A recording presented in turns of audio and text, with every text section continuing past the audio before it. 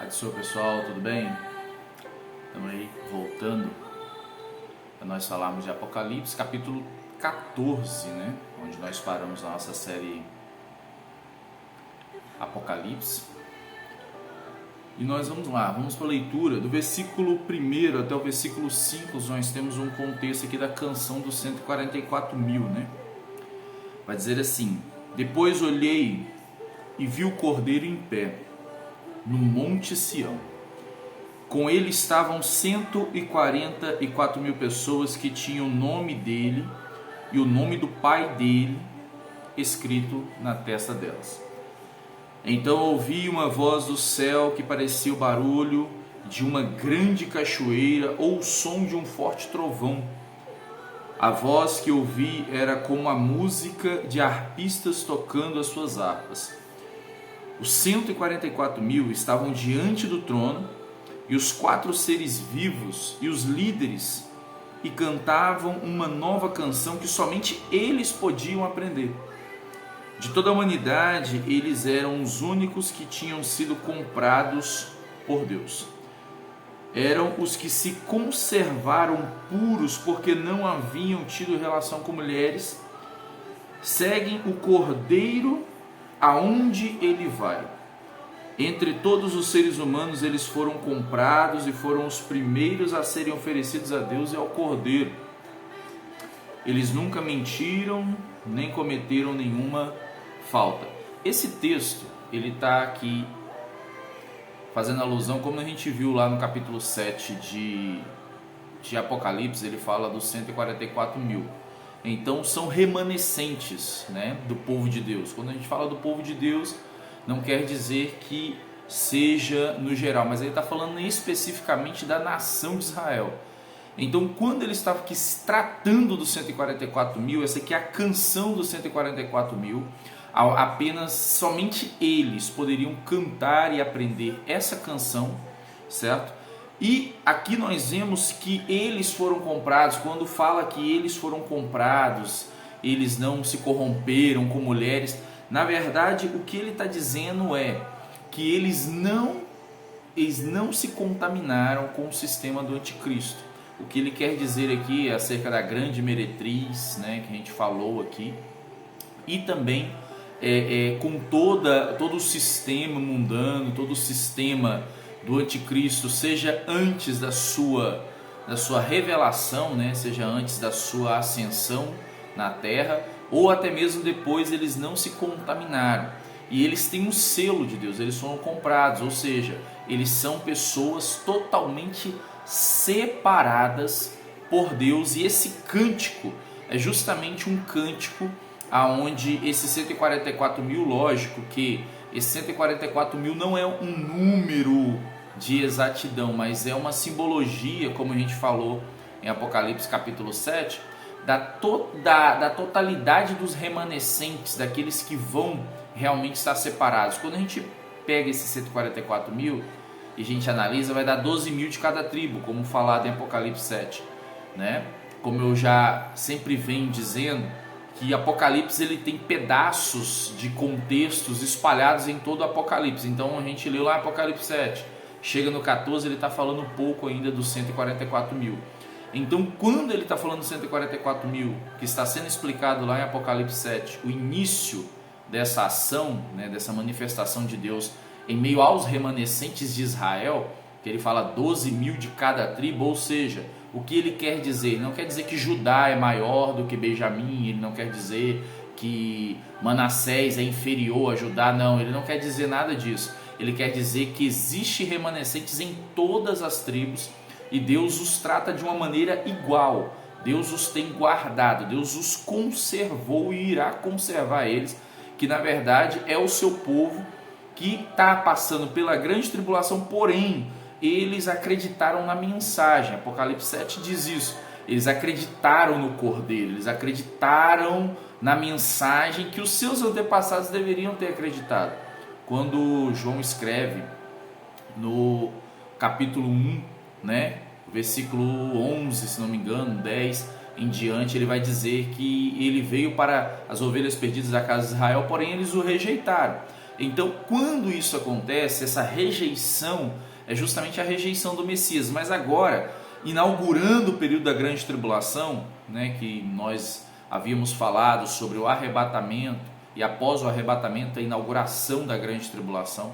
Então, quando se entra na grande tribulação, essa mensagem ela é direcionada a esses judeus, aos judeus, e eles aceitam essa mensagem. Então, eles são selados, certo? Por eles crerem, por eles, né, entenderem essa mensagem, e essa mensagem ela gera fidelidade em seus corações. Então, aonde o Cordeiro está, como ele vai dizer aqui no versículo 3, aonde quer, no versículo 4, né? Que seguem o Cordeiro aonde ele vai. Ou seja, então esses 144 mil da tribo de Israel, eles reconheceram que era o Cordeiro, que o próprio João Batista, ele mesmo, ele estava pregoando. Eis o Cordeiro de Deus que tira o pecado do mundo. Então, eles mesmos estavam acreditando, eles mesmos vão acreditar que é o Cordeiro, que é o Messias. Então, por isso, eles vão receber esse selo. Muita gente fala assim, mas tem alguma coisa especial em relação aos judeus, tem alguma coisa especial? Sim, existe alguma coisa, não uma totalidade, mas é o povo de Deus, o que Deus ele separou para eles poderem andar com ele, é o que Deus revelou, é de onde, né, Deus trouxe o seu filho. Então Deus ele tem uma particularidade com a nação de Israel, e nós vemos isso, né, dentro aqui dos 144 mil selados, certo? Então essa é a canção, né? Essa é a canção dele, o cântico deles, aonde somente eles poderiam aprender, porque era algo reservado para eles, certo? É algo reservado para esses 144 mil, certo? Que dá a entender que não são todos os israelitas dentro da grande tribulação que irão aceitar, não são. Então a gente entende como é uma estratégia também de Deus, de que esses mesmos judeus, fazendo parte dessa mesma comunidade nação, eles aceitando, eles vivenciando essa fé, sendo selados por Deus, os outros judeus também vão ver todo esse mover, né? E é uma forma de propagação do Evangelho do Cordeiro de Deus, do Messias de Deus, né, para o mundo, né, para a nação de Israel e para todos aqueles que aceitarem a fé em Cristo Jesus. Então olha só, esse primeiro ponto aqui, do 1 ao 5, nós estamos falando dessa canção, desse cântico, aonde é o cântico onde eles aprendem, né, onde eles falam, no Apocalipse 7 fala um pouco dele, justamente dizendo que ele é digno, que todo o louvor é dado ao Cordeiro, Apocalipse 5 também. Então olha só, aí ele chega e dá uma continuidade. Do versículo 6 até o versículo 13 nós temos um outro contexto, que vai falar que é a mensagem dos 3 anjos. Vai dizer assim: então vi outro anjo voando muito alto, com uma mensagem eterna do Evangelho para anunciar aos povos da terra, a todas as raças, tribos, línguas e nações. Olha só, então o Evangelho ele continua. Muita gente acha que Jesus morreu, ressuscitou, foi para os céus, e o Evangelho é só enquanto a igreja está pregando, né? E foi o arrebatamento, acabou o Evangelho. Não, o Evangelho ele continua na eternidade, porque o Evangelho é Cristo, certo? Então qual é o motivo de Deus? A gente vê em todo o Apocalipse, os vídeos anteriores aí você pode estar acompanhando toda a série, você vai ver em todo o Apocalipse o próprio Deus ele enviando os seus anjos, ele, né, enviando o castigo devido de fato, mas existe a mensagem. Essa mensagem está sendo apregoada pelos anjos, essa mensagem está sendo apregoada pelos céus. Então o Evangelho será apregoado pelo próprio Deus à sua maneira, né? Depois que a igreja sair da terra. Então o Evangelho ele continua sendo apregoado, porque ele é eterno. Não tem como mudar o Evangelho, não tem como você tentar esconder o Evangelho, não tem como você querer aniquilar o Evangelho, ou burlar o Evangelho, ou tampar ele, colocar ele debaixo de um tapete. Não tem como fazer isso. O Evangelho é eterno, e até porque é o Evangelho que estará sendo pregado dentro da grande tribulação também, mas com mais veemência, né? Agora, a gente vê aqui no versículo 7, Ele disse com voz forte: temam a Deus e louvem a sua glória, pois já chegou a hora de Deus julgar a humanidade. Adorem aquele que fez o céu e a terra, o mar e as fontes das águas. Então esse anjo, ele chega dizendo, esse evangelho: olha, chegou o momento do julgamento, né? Chegou o momento de Deus começar a tratar. Por quê? A gente tem que entender que existe esse período de ira, esse período da manifestação da ira de Deus, que é a grande tribulação. Agora, o período de julgar é o período de sentença, certo? Então Deus, ele está aplicando a sua ira dentro da grande tribulação, mas existe um período de sentença. Então é esse período de julgamento que o anjo está dizendo, entendeu? Que olha, vai vir um tempo dele julgar, o tempo chegou. Então, ou seja, ele está dizendo que está cada vez mais próximo o milênio, está cada vez mais próximo o grande trono branco, certo? Aí ele vai dizer no versículo 8: um segundo anjo seguiu o primeiro dizendo: caiu a grande Babilônia, ela embriagou todos os povos, dando-lhes o vinho forte da sua terrível imoralidade. Olha só, olha o contexto onde nós entramos. Do versículo 1 ao 5 nós vimos que os 144 mil não se contaminaram com as mulheres, Na verdade, esse mulheres aqui, ele está dizendo de meretriz, ou seja, no sistema da grande Babilônia. Quem é a grande Babilônia? A grande prostituta, a religião do anticristo, né, que o anticristo implantará no mundo para que todos possam provar do vinho da imoralidade, ou seja, possam se corromper espiritualmente, possam esquecer-se de Deus, apostatar da fé. Então ele está dizendo: caiu a Babilônia. Ele está predizendo, ele está falando: olha, a Babilônia caiu, a grande meretriz caiu, o sistema religioso do anticristo caiu. Por quê? Porque já está chegando a hora de Cristo vir e reinar, Cristo vir descer pessoalmente. Então está caindo, está desmoronando todo o império do anticristo. Aí ele continua, versículo 9: um terceiro anjo seguiu o segundo, dizendo com voz forte: aqueles que adorarem o monstro e a sua imagem e receberem o sinal na testa ou na mão, beberão o vinho de Deus, o vinho da sua ira, que ele derramou puro na taça do seu furor. Eles serão atormentados no fogo e no enxofre diante dos santos anjos e do Cordeiro. Olha só, isso aqui é tremendo, versículo 9 e 10. Ou seja, esse sistema do anticristo, quem se entregar, quem se doar, quem querer aderir a esse sistema, vai provar do furor de Deus, do cálice da sua ira.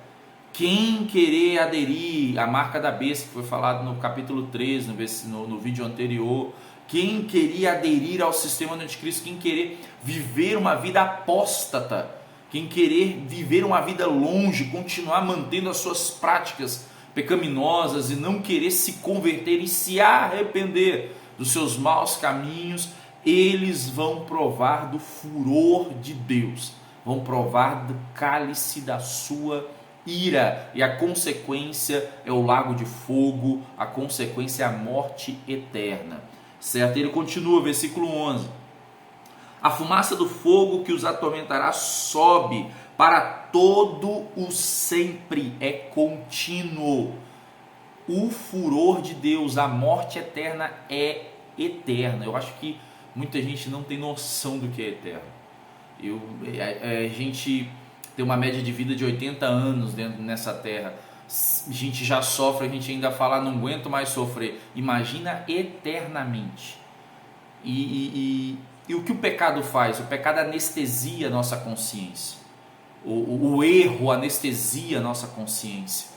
Vai achando que os nossos dias são eternos e que os nossos pecados eles são maleáveis. Não, o pecado ele vai anestesiando e ele vai calando a voz do Espírito em nós para que a gente continue pecando e para que a gente caia nessa apostasia, nessa falta de fé, na incredulidade, na imoralidade espiritual. Nos entregamos aos deuses do mundo e esquecemos de olhar e atentar para a verdadeira palavra de Deus, para Cristo Jesus, e vai acontecer isso, meu querido. Quem continuar e quem se manter, principalmente dentro da grande tribulação, quem se manter aderindo ao anticristo para viver e manter nas suas práticas pecaminosas, vão pagar um preço muito, mas muito alto.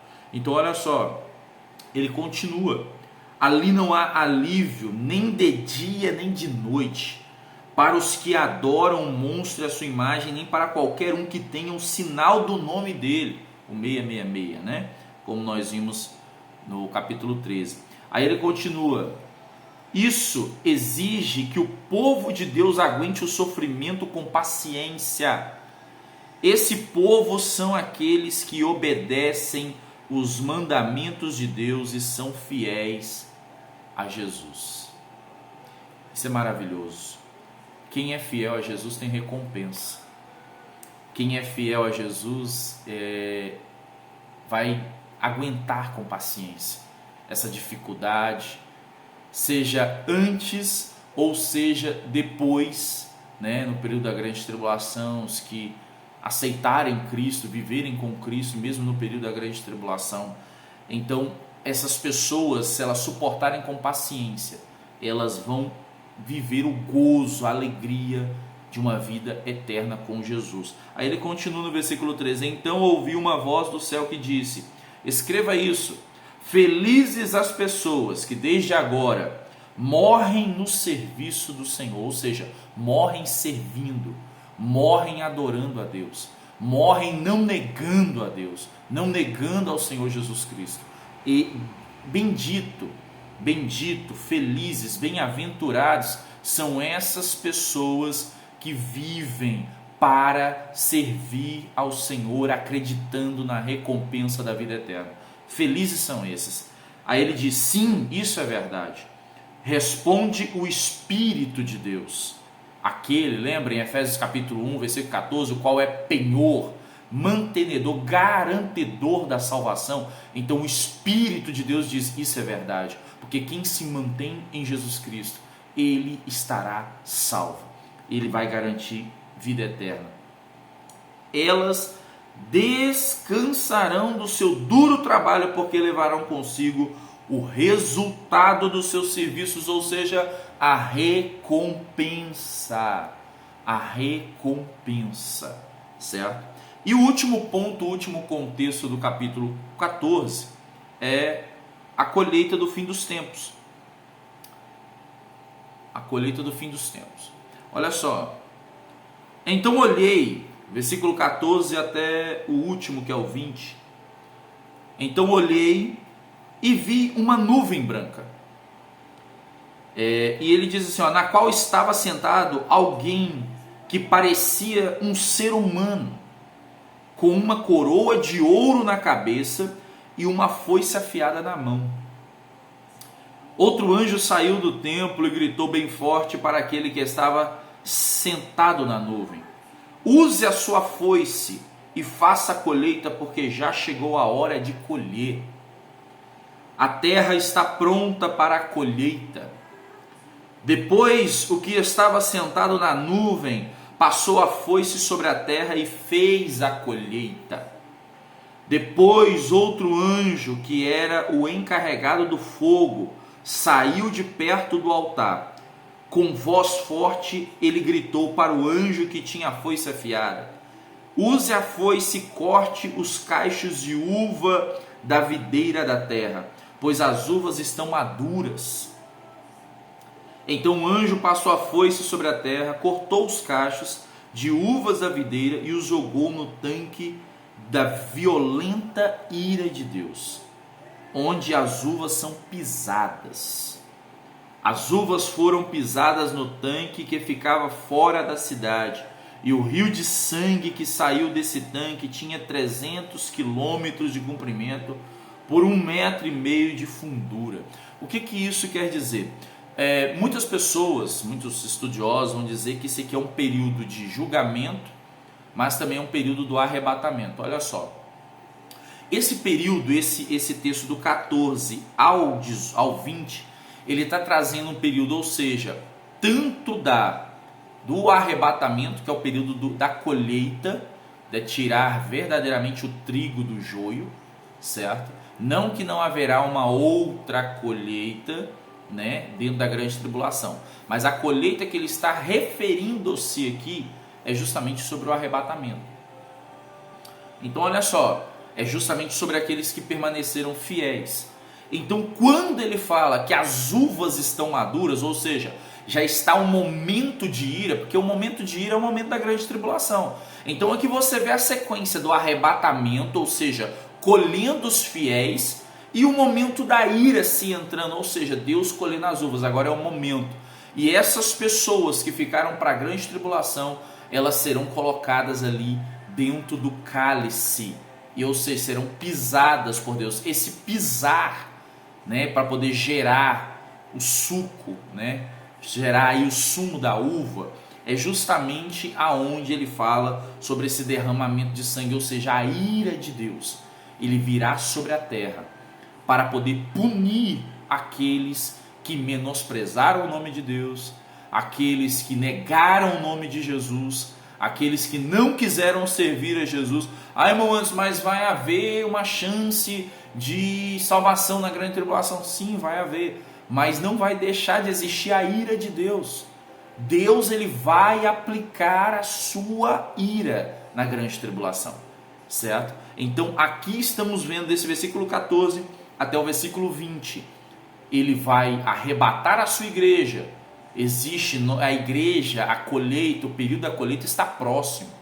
Deus, ele vai colher os seus fiéis, mas aqueles que se manterem ali, aqueles que ficarem, ele vai jogar dentro do cálice da ira, e ele vai pisotear com os selos, com os flagelos, com o cálice, certo? Você está acompanhando aí o vídeo, né, dessa série de Apocalipse que nós estamos falando, e é isso aqui, meus irmãos. Esse capítulo 14, ele traz um pouco dos 144.000, ele mostra acerca da Babilônia, o sistema do anticristo, e ele está trazendo também a ação de Deus em todo esse período, certo? Em todo esse período. Deus em Cristo te abençoe. Até o próximo vídeo.